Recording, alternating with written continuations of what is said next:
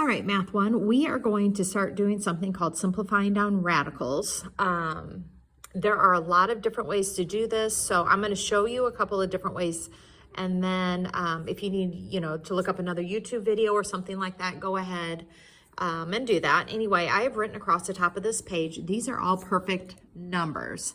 All right, so you have 1 times 1, 2 times 2, 3 times 3, 4, 4, 5, 5, 6, 6, 7, 7, 8, and I've gone all the way up to 225, which is 15 times 15. These are the kind of numbers that we are looking for in order to simplify down these square roots. All right, all we're going to be doing is square roots today. There is a 2 that's right here. They just don't normally put it. But this little symbol right here is called a radical. So sometimes people say the square root of 20, some will say radical 20. All right.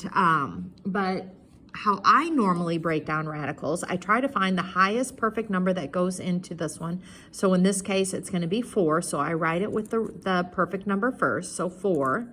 And then 4 times what is 20? Well, it's 5. And then I say, well, since this was the perfect number, what is the square root of 4? And it is 2. So you just kind of keep working yourself down. So the square root of 4 is 2. The square root of 5 remains as the square root of 5. There's nothing more I can do with it. It's just simplified down. So all you're basically doing, it's kind of like simplifying down a fraction. All right, you're just simplifying down a radical into its lowest terms. All right, some people will do something like this. They do like a little factor tree with 20. So you can say 20 is maybe 2 times 10. Well, 10 is 2 times 5. You break it down into its perfect factors. So 20 is technically 2 times 2 times 5. So 2 times 2 times 5.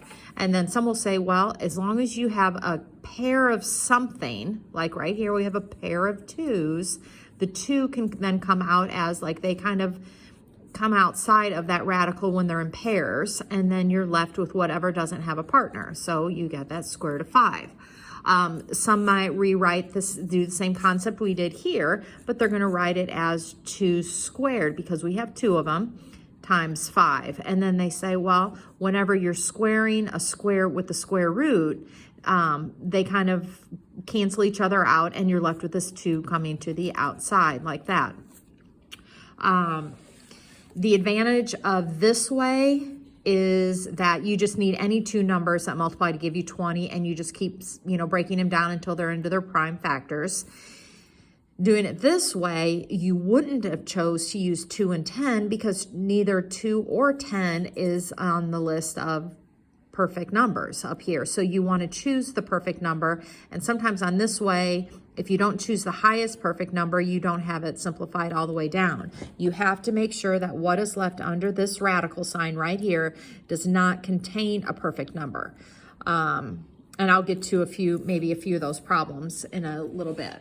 All right, so it doesn't really matter. I mean, you get the same result, whichever method you really choose to do. And it's how much work, some people just don't like to do this work of getting into its prime factors when they can easily just break it down, into 4 times 5. Why do we have to do all this work? There's just pros and cons to all of it. All right, so this 3 is already on the outside. It's the radical that we are simplifying it down. So I, again, would say up here, what's the highest number of these? It goes into 44. Well, that's 4. So I'm going to simplify that down again. I put the perfect number first, 4. And 4 times what is 44? That is 11. Well, the square root of 4 is 2. So it's really 3 times 2 times 11. Well, 3 times 2 is 6. So you get 6 square root of 11. And again, none of these numbers can go into 11 evenly. That's how you know when you are finished, when this radical cannot be broken down. All right, so I chose 72 because there's a couple different routes you can go with this. Some will say, well, 72 is 9 times 8. So I'm going to come over here and do this because that's not how I would do it. So I'm going to say, some people might say, well, 72, my perfect number is 9. It's on my list, right? So I'm going to do 9 times 8. Well, the square root of 9 is 3, so I have negative 2 times 3 times the square root of 8, which is negative 6 square root of 8. And they'll say, okay, we're done. And I'm going to say, no, you're not. And the reason is because 8 is not simplified down. Don't we have a perfect number that goes into 8? So you get down to here, and I'm going to say, well, you're going to get half wrong if you get it down to here because it's not simplified. And you're going to say, oh, yeah, 4 goes into 8. So now I'm going to rewrite 8 as 4 times 2. Well, the square root of 4 is 2. All right, so I'm going to rewrite that, and then I'm going to multiply the 2 and the negative 6 to get negative 12. Now I'm down to this 2, and I can't go any further.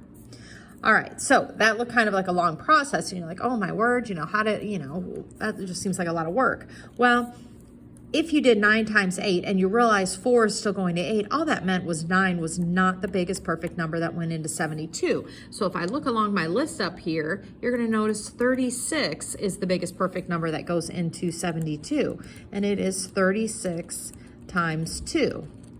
All right, well, the square root of 36 is 6. And now I'm going to take the 6 times the negative 2 to get negative 12 square root of 2, okay? It's a lot shorter getting there than doing it this way. So after you do these for a while, you would start noticing, well, if I'm going to take 9 times 8, well, 4 goes into 8, then you're going to say, oh, there's got to be a bigger perfect number. Now, from here on out, every time you see a 72, you know it's going to be 36 and 2. All right, that's how you're going to do it. You can also, again, come over here, break 72 into its perfect factors, okay? So you have 9 times 8, 9 becomes 3 times 3, 8 becomes 2 times 4, the 4 breaks down into 2 times 2. So these are all the prime factors of 72. So if I were breaking down 72, you could write, well, we have 3 times 3 times 2 times 2 times 2. And again, remember, if we have a pair of numbers, it comes outside. We have a pair of 2s, it comes outside. All right, and then we have this extra lone 2 here, you know what I mean? So you have 6 square root of 2. And then if you remember, the original problem had a negative 2 out here. And then you would bring that negative 2 in to multiply 2, that's 6. Okay, and you end up with the same answer. So it really, really does not matter which way you do it. All right, so maybe try this on your own. Think of a perfect number that's up on this list that goes into 500, and this should ring a bell up there. You should be like, oh yeah, 100. Well, so write that perfect number first, okay? 100 times what? Well, 100 times 5. Well, what's the square root of 100? 10. You get 10 square root of 5. 5 does not break down any further. All right, 99, you don't need perfect numbers up there that go into 99. Well, we can do 9 times 11, and you know 9 was the highest one because nothing else goes into an 11. So you get 3 square root of 11. All right, so that's what we're going to be focusing on today. You're going to be doing an IXL, so just get out a scratch sheet of paper and practice away. This is a pretty important concept that you will be using next year and the following year and the following year and the following year. So you'll use it quite a bit. Anyway, let me know if you have any questions.